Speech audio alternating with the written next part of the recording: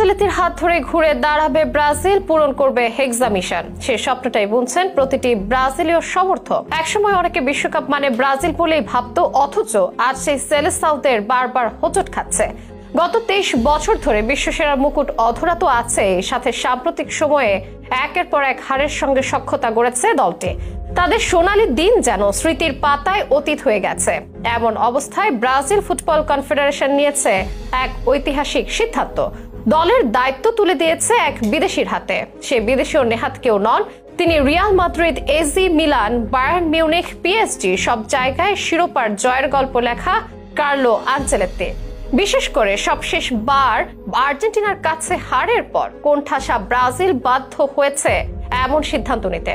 শান্ত কিন্তু দৃঢ়, অভিজ্ঞ কিন্তু ক্ষুধার্ত ইতালিয়ান কোচ আনচেলত্তি কি পারবেন ব্রাজিলকে তাদের হারানো গৌরব ফিরিয়ে দিতে?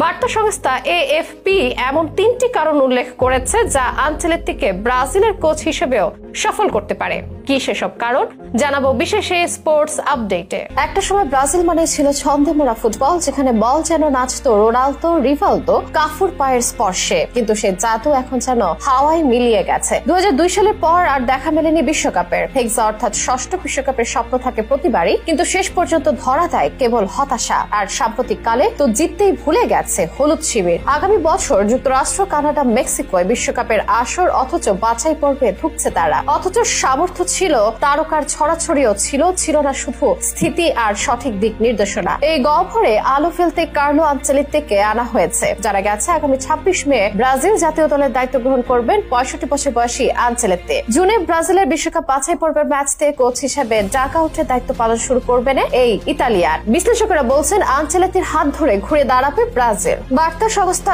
এএফপির মতে 3টি গুণের কারণে আনচেলত্তি ব্রাজিলও সফল হতে পারেন, এমনকি 2026 বিশ্বকাপ ব্রাজিলকে এনে দিতে পারেন। প্রথমত, আনচেলত্তির শান্ত স্বভাব এবং চাপ সামলানোর দক্ষতা। Real Madrid, Chelsea, AC Milan, PSG যখন যেখানেই তিনি গেছেন সেখানেই তৈরি করেছেন নতুন ইতিহাস।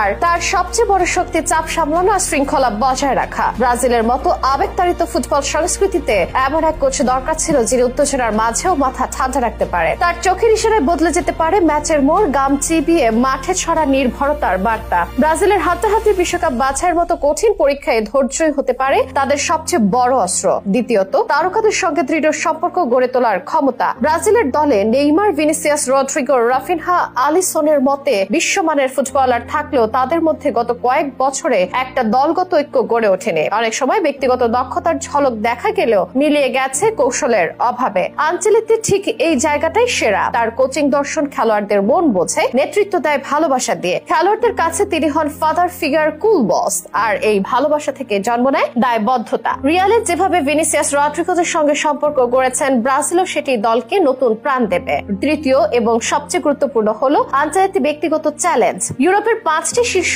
লিগে ট্রফি জয় খেলোয়াড় এবং কোচ হিসেবে সর্বোচ্চ 7টি চ্যাম্পিয়ন্স লিগ ট্রফি এই মানুষটি কি বাকি রেখেছেন ফুটবলে? উত্তর একটাই, বিশ্বকাপ। তবে এই মিশনটা শুধু ব্রাজিলের নয়, আনচেলত্তি নিজেরও। এই চ্যালেঞ্জকে নিজের জীবনের পরিণতি হিসেবেই দেখছেন তিনি। ফুটবলে যখন কেউ তাকে শেষ মনে করেছিল, তখনই এভারটনের ছায়া থেকে উঠে এসেছেন রিয়াল মাদ্রিদকে নতুন জীবন দিয়ে। এবার সেই ঘুরে দাঁড়ানোই কি ব্রাজিলের জন্য হবে ভাগ্য পরিবর্তনের ইঙ্গিত? উত্তরটা সময় দেবে। তবে বিশ্লেষকরা বলছেন আনচেলত্তির এই উপস্থিতি শুধু ট্যাকটিক্স নয়, দলের আত্মবিশ্বাসও বড় পরিবর্তন আনবে। যদিও সব প্রশ্নের উত্তর মিলবে ঠিক 2026 বিশ্বকাপে।